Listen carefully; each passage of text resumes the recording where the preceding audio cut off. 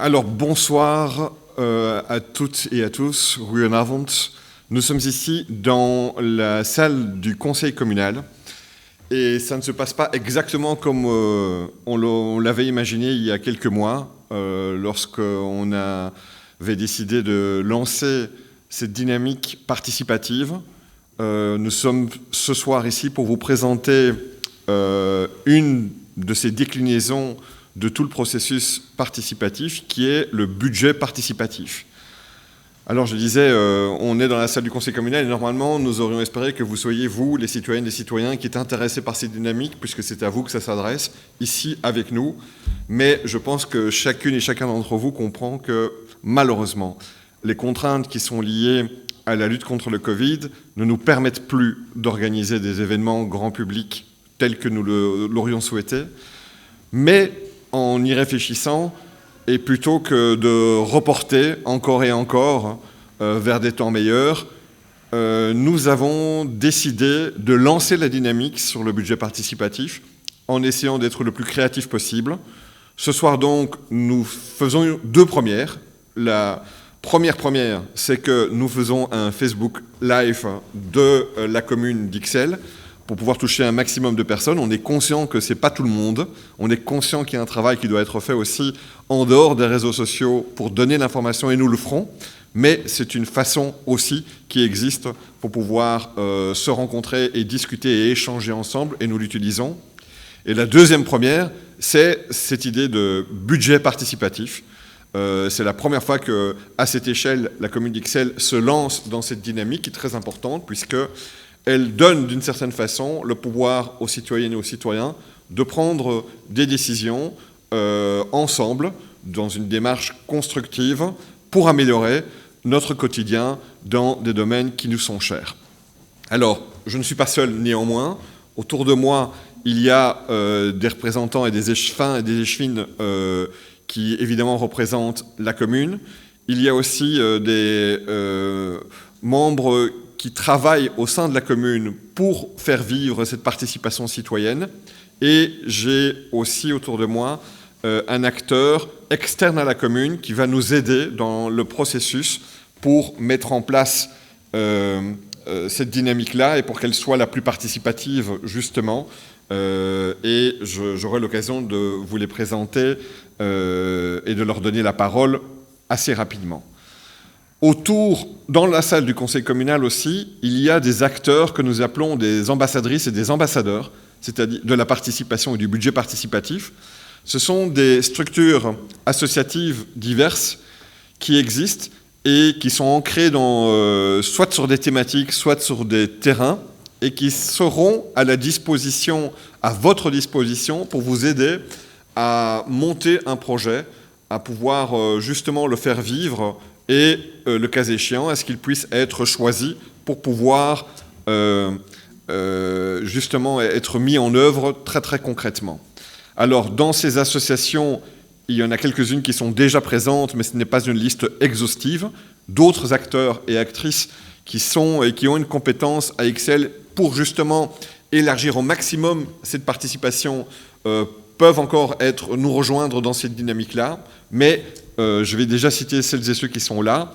Il y a Habitat et Rénovation, qui est une association qui est active depuis longtemps sur Ixelles et qui travaille surtout sur les questions d'habitat et qui a pour objectif justement de construire un habitat plus durable en soignant aussi les caractéristiques environnementales et urbaines des projets. Il y a le GRAC d'Ixelles qui s'occupe de mobilité et qui est un acteur aussi très important pour faire en sorte que les différents modes de déplacement et les modes de déplacement les plus doux puissent justement pouvoir se déployer de la façon la plus positive dans notre commune. Il y a la Serre, qui est une association qui est portée par Comuna, qui s'est spécialisée depuis plusieurs années dans l'occupation de bâtiments qui sont inoccupés, pour y défendre des projets qui sont intéressants pour le collectif. Ils sont plutôt situés du côté de la rue Grès, plutôt du côté de Flagey. Il y a la SBL Malinard qui travaille davantage avec des jeunes. Il y a le PCS Akarova qui se situe dans le quartier Akarova justement et qui travaille dans des projet de cohésion sociale. Il y a Planète Turquoise qui se trouve et qui travaille plutôt dans XL Nord et qui est une association de sensibilisation aux questions climatiques en général. Il y a Refresh qui est plutôt du côté de la rue du Sceptre en haut et de l'autre côté de la rue Malibran, qui est une cantine de quartier mais qui travaille aussi, dont le bâtiment sert aussi à pouvoir accueillir des habitants du quartier. Et donc, comme je le disais, il y a toute une série d'autres acteurs, ce n'est pas une liste exhaustive, qui seront à la disposition des habitantes et des habitants pour les aider à construire le projet, votre projet. Et ces projets, ils peuvent aller dans des directions différentes, si ce n'est que on essaye de cadrer cela autour de quelques objectifs qui sont l'objectif de la transition écologique, puisque c'est une des priorités de ce collège depuis le début de la législature. La question du lien social et des conditions sociales, c'est une autre question qui est extrêmement importante et sur laquelle nous voulons insister. Alors, what is a participative budget? Wie kan meedoen, hoe en met welke projecten? We proberen tijdens deze bijeenkomst vanavond zo volledig mogelijk deze vragen en ook jullie vragen te beantwoorden. We hebben hier een persoon die het dossier goed kent en die alle vragen uit de Facebook Live feed zal selecteren om te bespreken. Als we er vanavond niet in slapen om alles aan te pakken, zullen we alles noteren en jullie de antwoorden op het participatieve platform en de Facebook feed geven. Tot zover deze korte inleiding. Dus, wat is een participatief budget? Dit is een som geld uit de gemeentebegroting die de gemeente kiest om ter beschikking te stellen aan haar burgers. Et donc, in ons geval is dit 100.000 euro. We hopen dat velen onder jullie projecten zullen voorstellen en zullen stemmen om jullie favoriete projecten te kiezen, zodat die geld kan worden geïnvesteerd in deze co-constructie van de openbare leefruimte tussen de gemeente en haar inwoners. Et donc, je le disais, c'est un budget de 100 000 euros qui est prévu donc dans le cadre de cette première en budget participatif. Il y a, vous le verrez dans la présentation, deux sortes de catégories de projets qui pourront être mis en œuvre.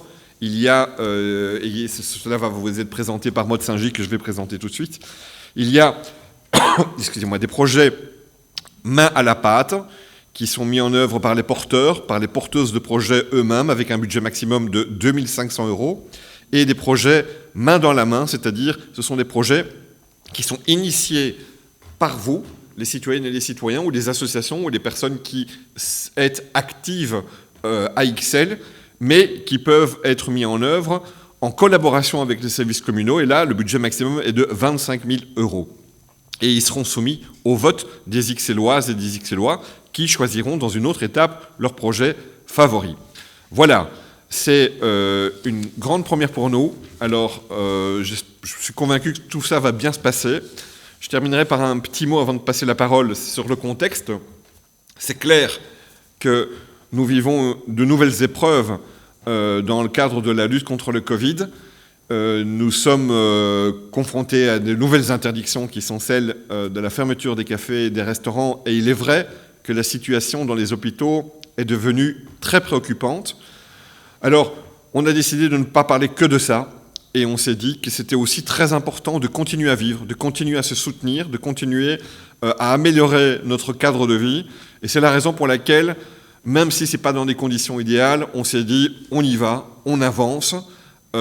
Et on essaie de soutenir aussi par peut-être les projets que vous allez justement nous proposer et que vous-même, vous allez pouvoir adopter. Alors, je vais à présent donner la parole à Catherine Desrumeaux qui va pouvoir faire aussi une présentation en néerlandais. Et puis je donnerai la parole à Maud Saint-Gy, qui est notre responsable du service de transition écologique et innovation citoyenne de la commune. Van harte dank, meneer de burgemeester, voor deze uitvoerige introductie. En goedenavond iedereen. Ik ben Katrien en ik werk voor de organisatie Bplanet. Dat is een Belgische stichting die zich inzet voor duurzame burgerinitiatieven in gans België. En vanuit Bplanet hebben wij het project Proximity gelanceerd, die eruit bestaat om steden en gemeentes te ondersteunen in het toepassen en het beheren van het participatief budget. Wij zijn dan ook heel verheugd en heel blij dat wij dit met de gemeente Elsene kunnen doen. De gemeente Elsene die toch ervoor gekend staat om creatief te zijn, om een gemeente die echt wel wil inzetten op burgerparticipatie. De burgerontmoetingen die eind vorig jaar zijn opgestart geweest, zijn daar een mooi voorbeeld van. Helaas heeft corona ervoor gezorgd dat die een beetje anders zijn uitgedraaid dan verwacht. Maar het is een trend die ingezet is in de gemeente Elsene en wij willen hen daar zeker in ondersteunen om dat verder uit te bouwen door het participatief budget via de campagne Proximity tot een goed einde of tot een goed project te brengen. Vanavond is het dus de bedoeling inderdaad om jullie informatie te geven over het participatief budget. Om jullie eigenlijk de volledige procedure uit te leggen, want het is toch een traject dat een aantal maanden duurt en er zijn verschillende stappen die ondernomen worden. Om enerzijds ervoor te zorgen dat de geïnteresseerde projectdragers op een goede manier hun dossier kunnen voorbereiden. En anderzijds ook om ervoor te zorgen dat die projectdragers elkaar ook kunnen ontmoeten. Hopelijk kunnen we het doen via fysieke bijeenkomsten. En mocht dat toch niet mogelijk zijn, dan gaan we uiteraard alles in het werk stellen om het op een digitale en coronaproeven manier te organiseren. De presentatie zal in het Frans verlopen, wel ter ondersteuning van, of met ondersteuning van tweetalige slides. En nadien kunnen er uiteraard ook nog heel veel vragen gesteld worden, die zowel in het Nederlands als in het Frans kunnen beantwoord worden. Wat ook een belangrijke boodschap is die ik jullie wil meegeven, dat is dat er een centraal communicatieplatform opgestart is, proximitybelgium.be, waarop dat Elsene een eigen pagina heeft. En dat is eigenlijk het middel dat gebruikt kan worden of gebruikt zal worden om jullie verder te informeren en om ook nog op andere vragen te beantwoorden. Dus voilà, wij hopen dat we met dit burgerbudget samen met Proximity echt wel de gemeente kunnen ondersteunen in die participatie, de burgerparticipatie. En zo tal van ideeën die vanuit de associatieve wereld en vanuit de burgerbeweging gelanceerd worden, dat we die een duwtje in de rug kunnen geven. Dank je, Katrien. Voilà. Comme tu l'as...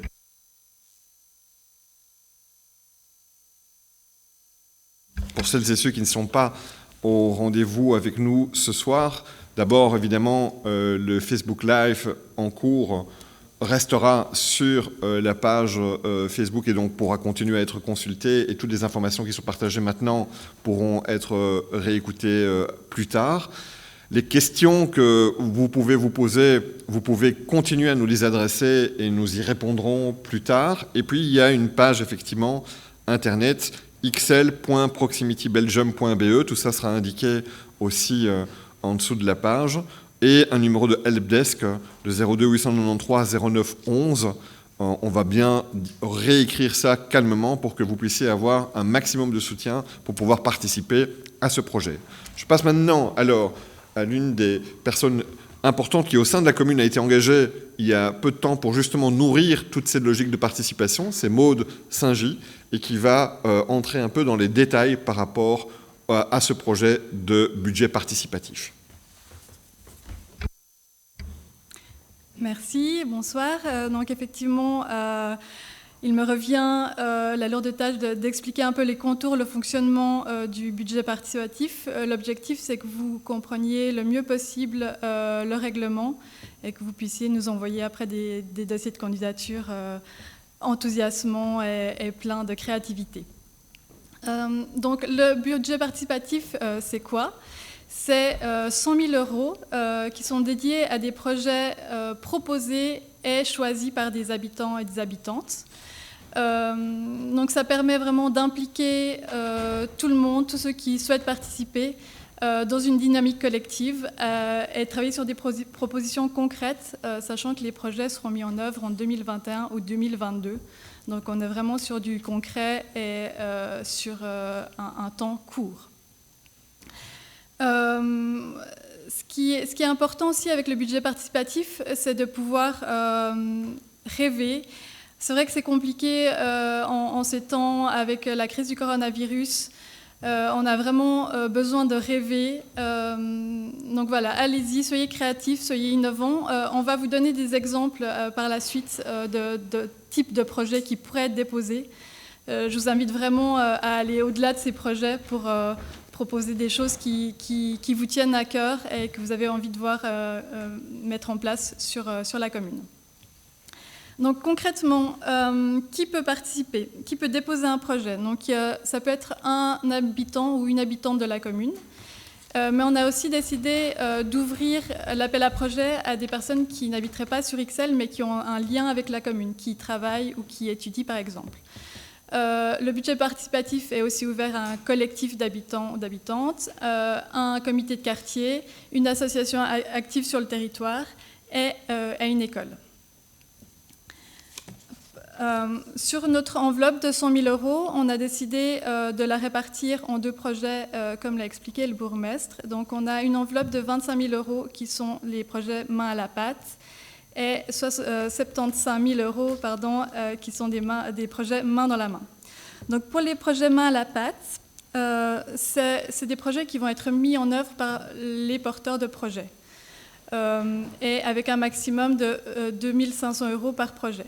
Ça peut par exemple être un projet de végétalisation dans une rue ou l'organisation d'une fête de quartier.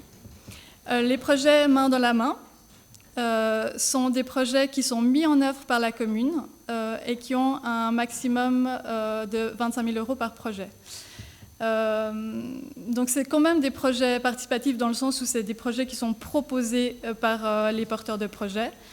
Mais c'est la commune qui les met en œuvre tout simplement parce que les porteurs de projets ne peuvent pas porter toutes les actions. Par exemple, installer des bancs dans une rue, c'est la commune qui doit le faire, ou acheter des livres en portugais pour la bibliothèque d'Ixelles. Effectivement, ça c'est un projet qui doit être porté par la commune. Voilà, maintenant, je vais passer la parole à François-Olivier Deveau de Biplanète qui va vous présenter la suite du budget participatif. Merci Maude, bonsoir à tous. Point suivant, c'est évidemment la question des thématiques. Quelles sont les thématiques qui sont abordées dans le cadre de cet appel à projet? La première est liée à l'environnement et l'amélioration du cadre de vie. La deuxième thématique est liée à la cohésion sociale et le vivre ensemble. Et la troisième thématique que nous allons développer est celle de l'économie locale et l'emploi de qualité. Alors, sur la première thématique de l'environnement et l'amélioration du cadre de vie, on pense bien sûr aux projets liés à la nature, la biodiversité, au développement de solutions énergétiques plus intéressantes, plus propres. La thématique, bien sûr, de la réduction des déchets, la thématique zéro déchet est très importante. Et évidemment, par rapport à l'amélioration du cadre de vie, on serait très heureux de recevoir des projets en lien avec l'aménagement de vos quartiers, l'aménagement de vos rues.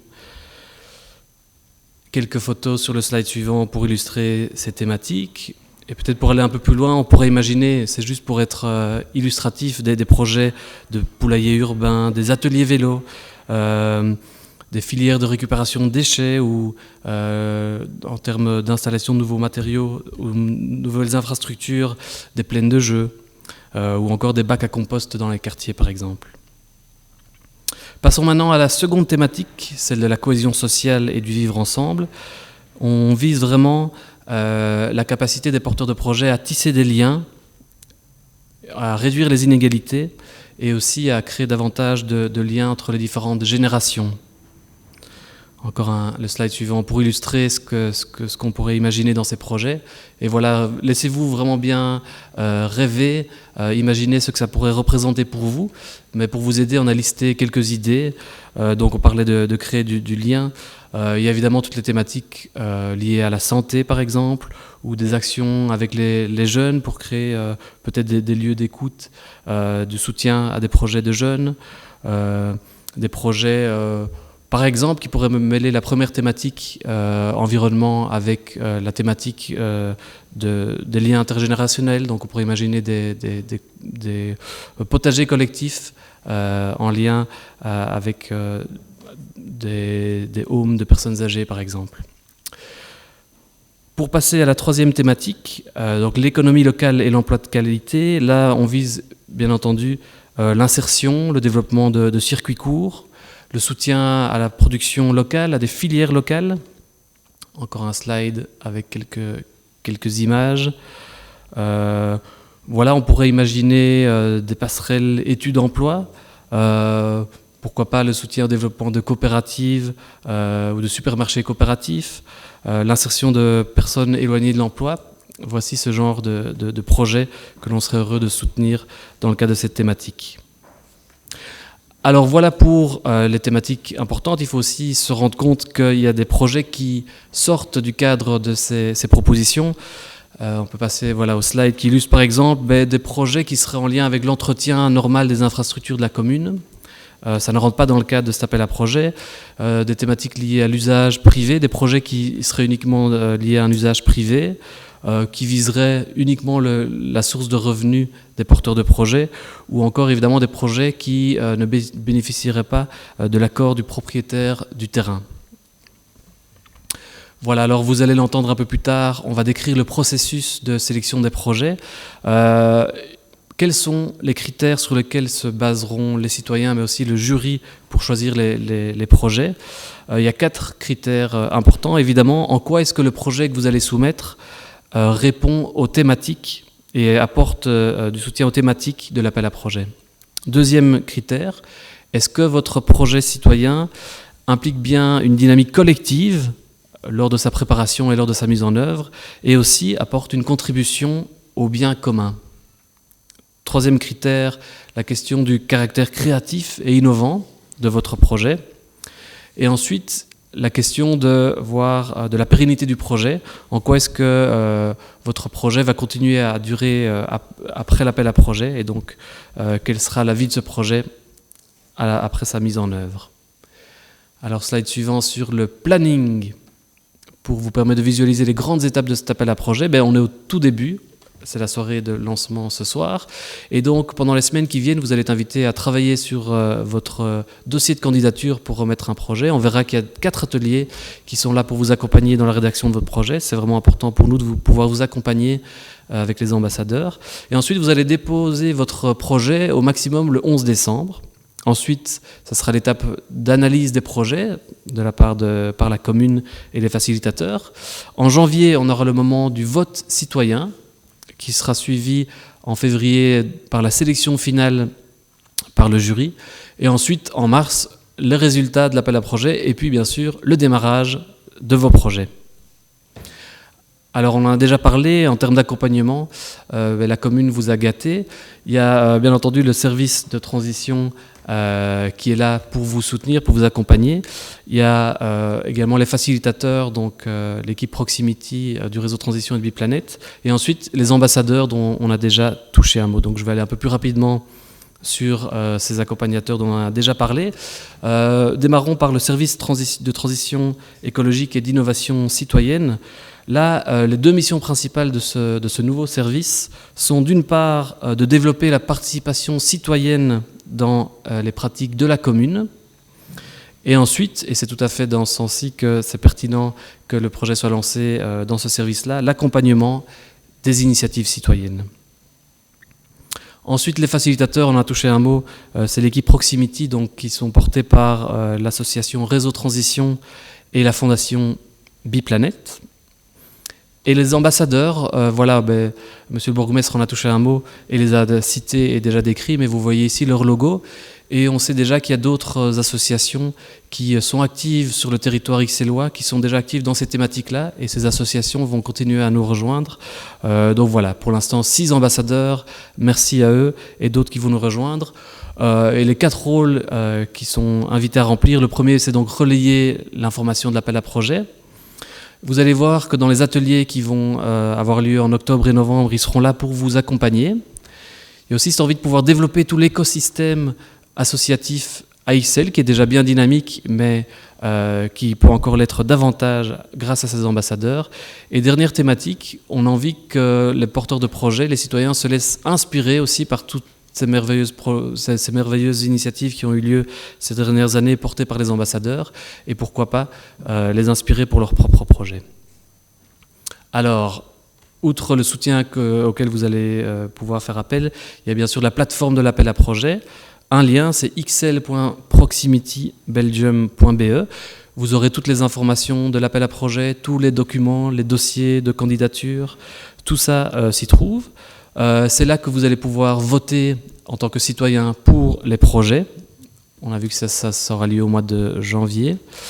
Et on a aussi mis à votre disposition un forum virtuel pour faciliter les échanges entre les porteurs de projets et les ambassadeurs, entre les facilitateurs et vous, les citoyens, et également entre les citoyens. On sait qu'on vit une période particulière où on aura un certain nombre de limitations quant à ce qu'on peut organiser en présentiel, et donc ce forum virtuel nous paraissait être un complément utile pour vous accompagner dans cet appel à projet.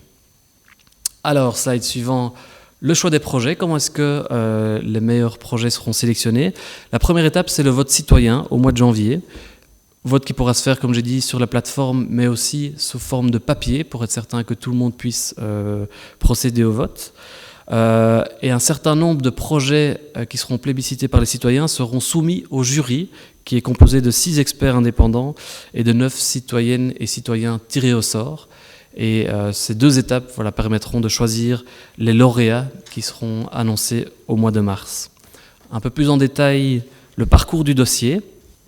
On reçoit vos dossiers au plus tard le 11 décembre. Il y a l'analyse de recevabilité.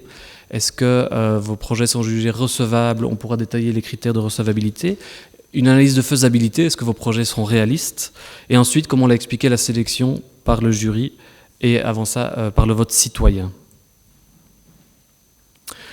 Voilà, je vais passer la parole à Maud, qui va détailler la première étape de ce planning. Oui, alors effectivement, là, on est dans la phase de dépôt de dossier. C'est le projet, c'est le moment de déposer votre projet, de réfléchir, de rêver à ce que vous avez envie de proposer dans le cadre du budget participatif. On s'est dit que ce n'était pas si facile que ça, en fait, de proposer un projet pour notre quartier, pour notre ville. Donc, on vous propose des ateliers de soutien à la rédaction des dossiers. Alors, sachant le contexte Covid, on a prévu 4 dates. On s'adaptera évidemment aux règles Covid qui seront d'actualité à ces dates-là. N'hésitez pas à vous inscrire, soit sur la plateforme, soit sur le mail budgetparticipatif@ixelles.bruxelles. On a prévu 4 ateliers dans les 4 quartiers de la commune, comme ça vous serez au plus près de chez vous. Voilà, toutes les informations sur ces ateliers seront sur la plateforme, sont sur les réseaux sociaux. On distribue aussi des flyers via les ambassadeurs. Voilà. Comme je le disais, il faut vraiment vous inscrire pour qu'on puisse après vous donner les infos concrètes sur comment ça va se passer. Voilà, donc comme le disait François-Olivier, la remise des dossiers est le 11 décembre au plus tard. Il ne faut vraiment pas hésiter à remettre votre dossier avant cette date-là, comme ça laissera un peu plus de temps pour les services communaux d'étudier la faisabilité de vos projets. Voilà, je vais repasser la parole au bourgmestre pour la suite. Donc, ce qu'on va faire... Pardon. Ce qu'on va faire avant de repasser la parole au bourgmestre, c'est de prendre vos questions. On les écrit sur des petits post-it et on va pouvoir y répondre en français, en néerlandais. Si on n'a pas le temps de répondre à toutes les questions, on y répondra sur la plateforme et sur d'autres réseaux sociaux. Merci. Alors, comme vous l'aurez entendu, ce qui est vraiment très important, c'est de se dire que il y a ce montant de 100 000 € qu'on a débloqué. Il y a deux façons d'y participer, soit avec des projets que vous pouvez porter vous-même, et ça c'est pour un montant maximum de 2 500 €, soit des projets qui inévitablement doivent impliquer la commune, c'est des projets main dans la main, et qui peuvent aller jusqu'à 25 000 €. Vous avez toute une série d'associations qui peuvent être à votre disposition en fonction du quartier où vous habitez ou en fonction de la thématique sur laquelle vous voulez travailler, et qui sont des partenaires, des ambassadrices et des ambassadeurs pour vous aider à construire le projet. On a un peu de temps, puisque les projets doivent être rentrés pour le 11 décembre. Et puis, il y aura aussi quelque chose d'encore participatif, puisqu'on parle de budget participatif. Ce sont aussi, vous, les Ixelloises et les Ixellois, qui allez choisir les projets qui vont être sélectionnés en étant soutenus par un jury. Alors, sur le Facebook Live, là, je vois déjà qu'il y a quelques idées qui sont déjà rédigées. On a un poulailler de quartier coopératif qui vient d'être lancé dans le parc du Viaduc. Voilà, ça c'est une idée. Il y a quelqu'un qui disait que c'était un projet de supermarché bio local en mode coopératif. Je suis convaincu qu'il y a plein d'autres domaines et d'autres idées qui vont foisonner. Ce qui est important, c'est d'être rattaché aux 3 thématiques que nous avons citées, qui sont assez larges finalement. C'est la transition écologique, c'est la question de la cohésion sociale et c'est la question du soutien justement à l'économie locale. Et donc je pense qu'il y a des projets qui peuvent justement soit viser les 3, soit l'une des 3 priorités. Je crois que vraiment, quand on voit la richesse de la vie associative et la vie des quartiers, qu'il y a certainement de matière à pouvoir justement déposer des projets, et nous serons très très heureux de pouvoir les accueillir et de pouvoir les concrétiser avec l'argent donc qui a été développé. Je voudrais remercier déjà à ce stade tous les actrices et acteurs externes qui sont présentes et qui vont être à vos côtés. On y a insisté, tout ne peut pas se faire en mode virtuel via Facebook et les réseaux sociaux, on en est bien conscient.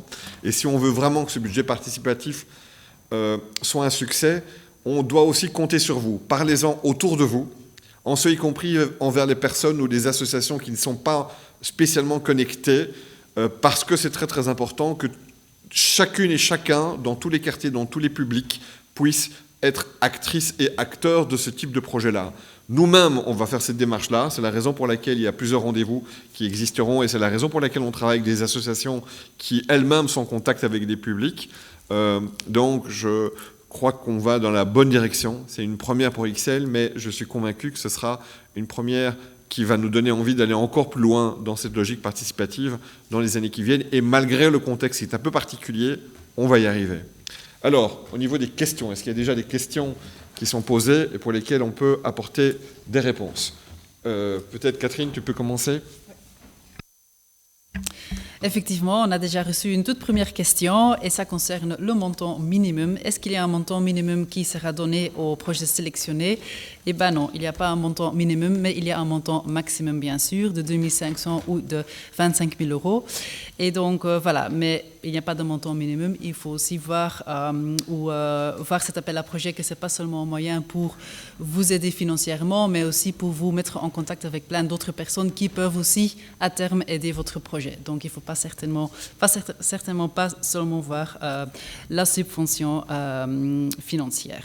Donc ça, c'était la première question qu'on a reçue. Donc, voilà. Il y avait une autre question demande si il faut que le projet réponde aux 3 thématiques en même temps. Non, c'est l'une des 3. Donc les 3, je les rappelle, elles sont assez larges. Transition écologique, cohésion sociale, et puis l'économie locale, l'économie circulaire. Ça peut être l'une des 3, on n'est pas du tout obligé de porter un projet qui touche aux 3 thématiques en même temps. Alors, pour ma part, j'ai d'autres questions. Quand le projet doit-il être réalisé? Donc, pour les projets main à la pâte qui sont réalisés par les porteurs de projets eux-mêmes, les projets devront être réalisés pour fin 2021. Et pour les projets main dans la main, qui nécessitent plus d'organisation parce que de plus gros montants, ils doivent être réalisés avant la fin 2022. Une autre question, notre projet est à cheval sur 2 communes, peut-il bénéficier du soutien? Donc oui, le projet doit être au moins sur la commune d'Ixelles. S'il est limitrophe et il touche une autre commune, c'est envisageable. Après, il faut vraiment que la majorité des actions se passent sur la commune. Et nous, on va pouvoir, si c'est sur l'espace public, donner des autorisations sur le côté ixellois, mais pas sur le côté de l'autre commune. Donc effectivement, il y aura aussi des contacts à prendre avec l'autre commune. Oké. Nu zal ik een vraag beantwoorden in het Nederlands. Dus we hebben de vraag gekregen van, ja, als de burgers hun stem kunnen uitbrengen, wat is de toegevoegde waarde van een jury?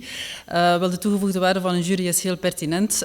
Het is inderdaad zo dat de stemmen van de burger als basis dienen voor een eerste selectie, zeg maar. Dus in het reglement staat dat dat de projecten, de stemmen van de burgers zullen tellen voor 150% van het bedrag dat ter beschikking gesteld wordt binnen de oproep, dus €100.000 plus 50%. En voor eigenlijk, als we bijvoorbeeld 30 projecten hebben die aan die 150% zitten, dan is bestaat de rol van de jury eruit om terug aan die 100% te komen van het bedrag dat ter beschikking wordt gesteld. Dus het is echt om, ja, zeg maar, het kaf van het koren te scheiden van de projecten die eigenlijk al boven het gevraagde budget of het beschikbare budget geld hebben aangevraagd. Dus dat is de reden van de jury. En uiteraard is het ook, het zijn allemaal experten die in de jury zetelen. Er zullen mensen aanwezig zijn in de jury die vanuit de universitair-academische wereld komen. Er zullen ook juryleden vanuit de bedrijfswereld aanwezig zijn. Dus die mensen hebben uiteraard ook allemaal een expertise die heel belangrijk is om de finale selectie van de projecten te doen. Alors j'ai ici une question sur Facebook. C'est peut-on déposer un projet pour améliorer le plan de rénovation de la place Stock à propos de laquelle les habitants se sont récemment mobilisés dans le cadre de la récente enquête publique? Alors oui, évidemment, tous les quartiers où que vous vous trouviez dans Ixelles peuvent faire l'objet de propositions qui répondent aux critères qu'on a apportés. Ici, clairement, sur la question de la transition écologique ou la question de la cohésion sociale, peut-être même l'économie circulaire, c'est possible de pouvoir voir quelle porte d'entrée utiliser pour pouvoir déposer un projet par rapport au quartier qui vous intéresse le plus. Donc, il n'y a pas de limite par rapport à ça. Vous pouvez forcément déposer un projet qui vous intéresse. Il faut le concrétiser. Et si vous avez besoin de soutien, encore une fois, vous avez la liste des partenaires qui peuvent vous aider à construire le projet et à le défendre le mieux possible par rapport au vote des citoyens qui aura lieu dans une deuxième étape. J'ai une autre question. Quand et où le formulaire de demande sera-t-il disponible? Donc le formulaire, le dossier de candidature est disponible sur la plateforme proximitybelgium.be. Il est aussi disponible en version papier à la maison de quartier Malibran. On sait que tout le monde n'a pas Internet et du coup on voulait vraiment être inclusif et permettre à tout le monde de pouvoir participer. Donc vous pouvez venir le chercher à la maison de quartier ainsi que le règlement pour avoir toutes les infos possibles. Passez un petit coup de fil avant pour être sûr qu'on soit là pour vous accueillir. Une autre question, le vote citoyen uniquement pour les résidents d'Ixelles ou pour tous les usagers? Là encore, on a souhaité être le plus inclusif possible, donc ça sera comme pour le dépôt de dossier, soit les habitants, soit des personnes qui sont en lien avec la commune, qui travaillent, qui y étudient. Een andere vraag die we ontvangen hebben is, wat is dat eigenlijk een feitelijke vereniging? Qu'est-ce que c'est une association de fait? Wel, een feitelijke vereniging is eigenlijk een vrij makkelijke structuur om op te zetten. Dat zijn enkele buren die samen een project willen indienen en die onder de vorm van een feitelijke vereniging aan de oproep deelnemen. Wat moet je daarvoor doen om als een feitelijke vereniging erkend te zijn? Er is een document dat ook te vinden is op het platform. Dat kan gedownload worden en daar daarin verklaar je eigenlijk dat je samen met deze buren zich inzet om een bepaald project te realiseren. Wat belangrijk is bij een feitelijke vereniging is het feit dat je met minimum 4 personen moet zijn, waarvan 2 minstens met een domicilie in Elsene. Dat is wel een duidelijk criterium dat we voorop stellen om als een feitelijke vereniging aan de oproep te kunnen deelnemen. Alors j'ai ici une proposition encore. Il y a pas mal de propositions qui arrivent sur le Facebook Live, notamment une association qui propose de faire un kiosque mobile. C'est Art République qui propose ça, pour ouvrir la scène à la promotion des spectacles d'art vivant et des structures culturelles d'Ixelles. C'est une proposition. Il y en a une autre qui, dans le quartier de la rue du Bailly, propose de pouvoir utiliser peut-être les espaces d'école pour porter un projet qui intéresse le quartier. Finalement, il n'y a pas vraiment de frontières ou de limites par rapport à ça. Il faut déposer le projet et c'est pour ça aussi que c'est intéressant parfois de travailler avec un jury qui peut justement un peu serrer et voir un peu comment est-ce que ça peut s'intégrer, comment est-ce qu'on peut vraiment aboutir et déboucher sur quelque chose de concret. Ce serait sans doute un projet là qui serait main dans la main parce que ça pourrait être porté en collaboration avec la commune pour faire en sorte que, j'imagine qu'on serait plutôt là dans la catégorie de la cohésion sociale d'un quartier. Ça pourrait être tout à fait intéressant qu'on pourrait déposer ce type de projet. Allez-y, je vous encourage vraiment tous à y aller. Comment est-ce qu'on devient ambassadeur? Alors on a essayé de faire une première sélection qui était une sélection sur base justement des quartiers, sur base du public avec lesquels on peut être en contact pour justement être le plus large possible.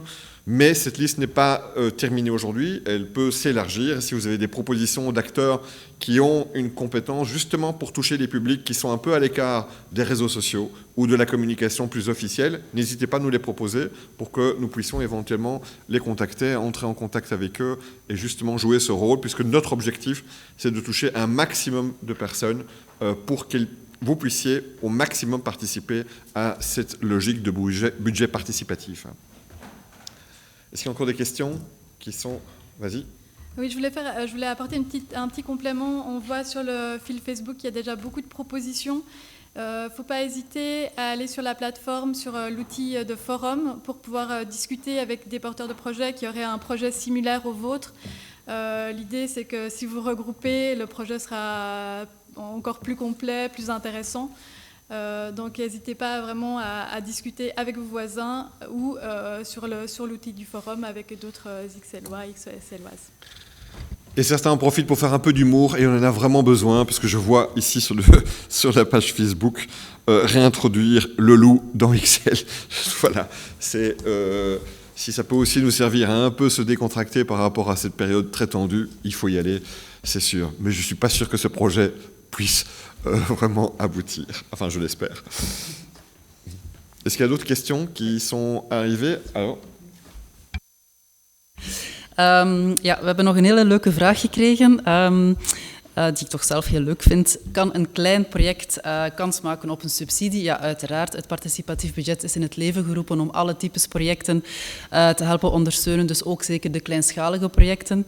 En wat ik daar ook over kan zeggen is dat vanuit de ervaring van Bplanet, die al tal van projecten heeft ondersteund, dat wij al heel vaak kleine projecten hebben ondersteund die uiteindelijk die dat als springplank hebben om dan door te groeien naar een misschien groter project met een grotere impact. Dus het zijn ook net die initiatieven die we willen ondersteunen. Een groot budget vragen wil daarom niet zeggen dat u sowieso zal gekozen worden. De kleine budgetten of de kleinschalige projecten maken evenveel kans op een selectie. Alors, il y a une question qui était abordée tout à l'heure. Pourquoi est-ce qu'on a besoin d'un jury? Voilà, par exemple, on peut avoir une bonne idée, on peut essayer de se dire, tiens, ça vaut la peine de le faire, et peut-être que ça existe déjà. Ici, je voyais toujours dans le fil Facebook les chefines de l'environnement, Audrey Loest, dire, ben voilà, réagir par rapport à un projet. Ce projet est presque en voie de finalisation, il existe déjà, et donc c'est la raison pour laquelle c'est aussi utile d'avoir un double regard. On peut avoir un projet qui est tout à fait intéressant et qui est très chouette, mais s'il existe déjà, ça ne vaut pas la peine de le dédoubler. Et donc peut-être que là, ça vaut plutôt la peine de mettre en contact avec les porteurs de projets qui existent déjà. C'est une des raisons, une des motivations pour lesquelles ça peut être tout à fait utile d'avoir aussi un jury de personnes spécialisées dans les dossiers sur lesquels, dans les compétences pour lesquelles nous vous proposons de pouvoir déposer vos projets et qui ont une vue un peu plus large de ce qui peut déjà exister. Est-ce qu'il y a d'autres questions? Alors, oui, Catherine. Dank u. We hebben ook nog een vraag gekregen van hoe dat de uitbetaling van de subsidie precies in zijn werk zit of gaat, hoe het er precies aan toe gaat. Dus als een project geselecteerd wordt, dan wordt er bij de ondertekening van de subsidieovereenkomst 80% van het toegekende bedrag uitbetaald. En de tweede schijf, dus van 20%, die wordt uitbetaald na afloop van het project, dat in principe voor 31 december 2021 moet uitgevoerd zijn. Dus het is ook op dat moment en op basis van een activiteitenrapport en een financieel verslag wordt de tweede schijf uitbetaald. Et alors, je peux aussi expliquer ça en français. Donc, quand est-ce que le paiement est prévu, donc le paiement de la subvention? Le paiement de la première tranche de 80% s'est fait lors de la signature de la convention de la subvention. Et on prévoit un deuxième paiement de 20% à la fin du projet qui est censé être terminé avant le 31 décembre 2021. Et donc c'est à ce moment-là, sur base d'un rapport d'activité et d'un rapport financier, qu'on va libérer la deuxième tranche de 20%. J'ai une question sur les ateliers. Comment vont-ils se dérouler? Pourquoi y participer? Donc l'idée des ateliers, c'est de pouvoir aider des porteurs de projets potentiels à écrire leur projet, à passer de l'idée au projet. Si tant est qu'on puisse mener ces ateliers dans un cadre classique, on espère pouvoir faire des soirées créatives où les gens échangent, discutent sur les projets pour les améliorer. On envisage éventuellement aussi de les faire en visioconférence ou sous forme de permanence. Vraiment, on devra s'adapter à la situation Covid qui sera annoncée à ce moment-là. Donc, tout le monde n'est pas obligé de participer. Si vous avez un projet, si vous êtes sûr de vous, vous pouvez directement proposer votre projet sur la plateforme, en discuter sur le forum. Mais si vous avez des questions, si vous voulez rencontrer d'autres porteurs de projets, c'est intéressant de pouvoir participer aux ateliers. Ça vous permet aussi de rencontrer les facilitateurs et les ambassadeurs qui seront présents.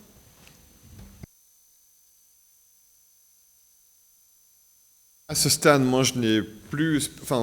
L'idée n'est pas d'aborder toutes les questions maintenant et de pouvoir y répondre juste pendant ce Facebook Live. L'importance du Facebook Live était de pouvoir vous partager un maximum d'informations, d'avoir une trace de toutes ces explications.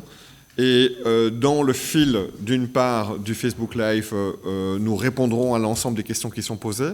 Mais comme vous l'avez entendu à plusieurs reprises, nous continuons ce processus d'information auprès de la population ixelloise pour l'inciter à participer, avec le soutien des ambassadrices, des ambassadeurs, des associations, donc partenaires qui seront là et qui feront aussi un peu le travail de toucher, de vous aider à construire les projets. N'hésitez pas donc à en parler absolument autour de vous pour qu'on se nourrisse toutes et tous de la diversité, de la richesse de vos projets tels qu'ils pourront être déposés. Le montant de 100 000 € est un montant concret. On pourrait toujours imaginer plus, mais très sincèrement, je pense qu'il y a moyen déjà de faire des projets intéressants. Ça peut aller jusqu'à 25 000 €, on le disait, pour les projets qui sont main dans la main avec la commune. C'est 2 500 € maximum pour des projets qui sont à des tailles différentes et qui peuvent directement être réalisés par celles et ceux qui les portent. C'est une première étape. Peut-être que les prochaines années, en réussissant cette étape et cette démarche participative, on pourra aller encore plus loin. C'est en tout cas un honneur, un plaisir avec mes collègues du collège de pouvoir porter cette dynamique aussi pour Ixelles. Soyons dans cet élan, Maud disait tout à l'heure, il faut un peu rêver. Et c'est vrai qu'on a besoin de pouvoir construire des projets et de ne pas être dans des messages qui sont tous orientés vers les contraintes de ce satané virus. Et donc, profitons-en pour pouvoir nous ouvrir et pour pouvoir se dire, ces quartiers, ces rues, ces gens avec qui je vis, j'ai envie d'améliorer mon quotidien et mes relations avec les autres, j'ai envie d'améliorer l'impact écologique et de nourrir la transition écologique de cette commune. J'ai envie de pouvoir soutenir l'économie locale parce que c'est finalement une forme d'entraide entre nous. Il y a peut-être des idées qui sont tout à fait intéressantes, j'en suis convaincu, qui peuvent être portées. Allons-y. Et on va arrêter ce Facebook Live juste pour ce soir, mais surtout, poursuivons tous ces échanges par les différents moyens qu'on vous a proposés. Il y a un numéro de téléphone, il y a un site internet dédié clairement par rapport à ce projet-là.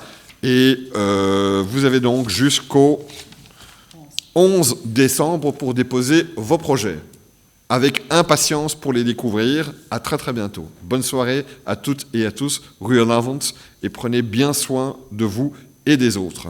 Merci.